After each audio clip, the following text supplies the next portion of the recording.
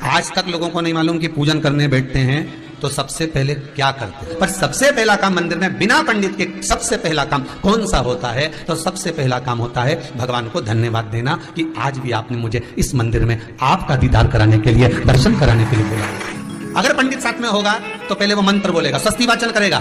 स्वस्ति वाचन करने में उसको अर्थात भगवान के लिए भी प्रसन्नता और आपके लिए भी। पर आपके पास कोई ब्राह्मण नहीं, आपको कोई स्तुति नहीं आती, आपको कोई मंत्र नहीं आता, आपको कोई साधना नहीं आती, आपको कोई तप नहीं आता, पर आप इतना तो कर सकते हो कि भगवान के मंदिर में जाकर उनको धन्यवाद दे सकते हो कि तेरी कृपा है जो मुझे चलकर यहां तक बुला लिया, 2 कदम चलाया, यहां तक बुलाया, ये तेरी कृपा है। और बड़ी कृपा करी जो डलिया भर के पूजन का सामान भी लाई, बड़ी कृपा करी जो दूध भरकर भी लाई, बड़ी कृपा करी जो कलश भरकर भी लाई।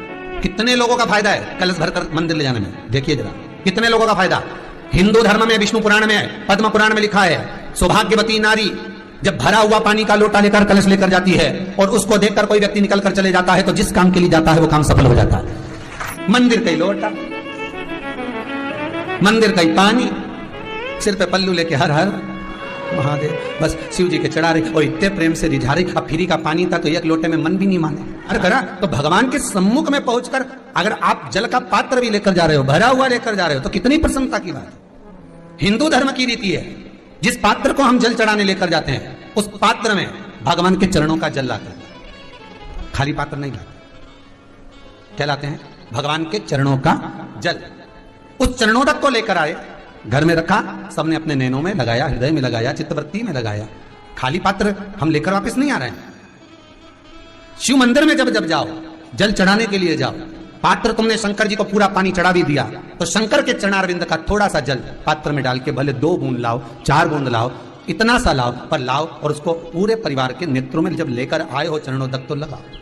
पर खाली पात्र नहीं लेकर आना। खाली पात्र लाने में ध्यान दीजिए, जब आप पूरा जल समर्पित कर देते हैं, जल समर्पित भी पूरा करना है, भगवान को चढ़ा रहे हो तो पूरा समर्पण होना चाहिए, पूर्ण समर्पण। इसलिए शंकर भगवान को अधूरा समर्पण नहीं, इसलिए श्रीफल भी पूर्ण चढ़ता है। शंकर जी के मंदिर में श्रीफल नहीं फूटता, पूर्ण श्रीफल। बेलपत्री भी पूरी, चावल का दाना भी चढ़ेगा तो आखा, फल भी चढ़ेगा तो आखा, फूल भी चढ़ेगा तो आखा। भगवान को कोई चीज खंडित नहीं चढ़ती, शिव जी को। जल भी चढ़ेगा तो पूर्ण। जिस जल को चढ़ाने के लिए लेकर गए उसको बचाकर नहीं लाना है शिव मंदिर में से, संपूर्ण भाग, क्योंकि भगवान के चरण की रज जब हमारे घर में प्रवेश करेगी तो हमारा आत्म कल्याण तो स्वतः ही हो जाएगा। शिव करुणा कर ही देंगे। पर कई लोगों की आदत रहती है, और आपने भी गलती करी होगी, गए होगे, चढ़ाकर भी आए होगे, पूरा पानी भी उंडेल कर आए होगे, चढ़ा भी दिया, छोड़ भी आए, पर लेकर नहीं आए होगे। कई लोग गलती कर जाते हैं और फिर बाद में कहते हैं हम तो इतने साल से पूजन कर रहे हैं, भगवान हमारी सुन ही नहीं दिया। तो भगवान के मैं तो तैयार बैठा, पर तू नवा नवा के चली जा, लेके तो कहीं जाए। भगवान थोड़ी ना कहेगा कि तू मेरे पास में आए तो मेरे चरण की रज लेकर जा। भगवान थोड़ी ना कहेगा कि मेरे पास में आकर तू ये लेकर जा। भगवान तो कहेगा मेरे पास में आया है, मांगना कुछ मत, बस मुझे जो स्नान कराया है मेरा चरणों तक लेकर जा, छीट दे पूरे घर में, संपदा भरना मेरा काम है। जहां मेरी चरण की रज पहुंच गई वहां संपदा स्वतः पहुंचती है, मैं वहां पहुंच जाता हूं। तो चरणों तक ले जा। पर लोग ले जाते हैं, पूजन करते, कलश भी उंडेलते, जल भी चढ़ाते, और आते समय खाली लेकर आ जाते। भगवान को इतना बुरा लगता है, मेरे दरवाजे से खाली जाए, मुझे कितना बुरा लगेगा। जो आए वो भर कर जाए, भले 2 बूंद लेकर आओ, पर उसमें चरणों तक थोड़ा सा लेकर अवश्य आए। उसी तरह जल चढ़ाने के बाद हम जब लेकर आते हैं पात्र के अंदर, उसमें उसकी बरकत है।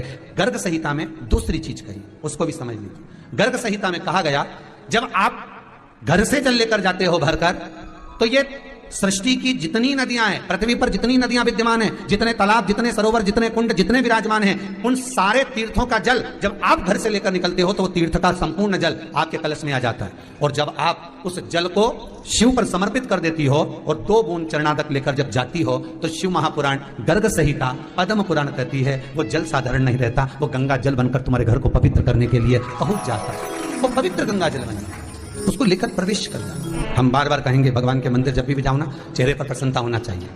किसी से मिलने जाओ ना, चेहरे पर अगर प्रसन्नता नहीं और ऐसी पहुंच गए ना, तो वो श्रेष्ठता नहीं मानी गई। तुम तुम्हारी बहन के घर जाओ, सती मैया जलकर भस्म क्यों हुई? माता सती के भस्म होने का कारण क्या था?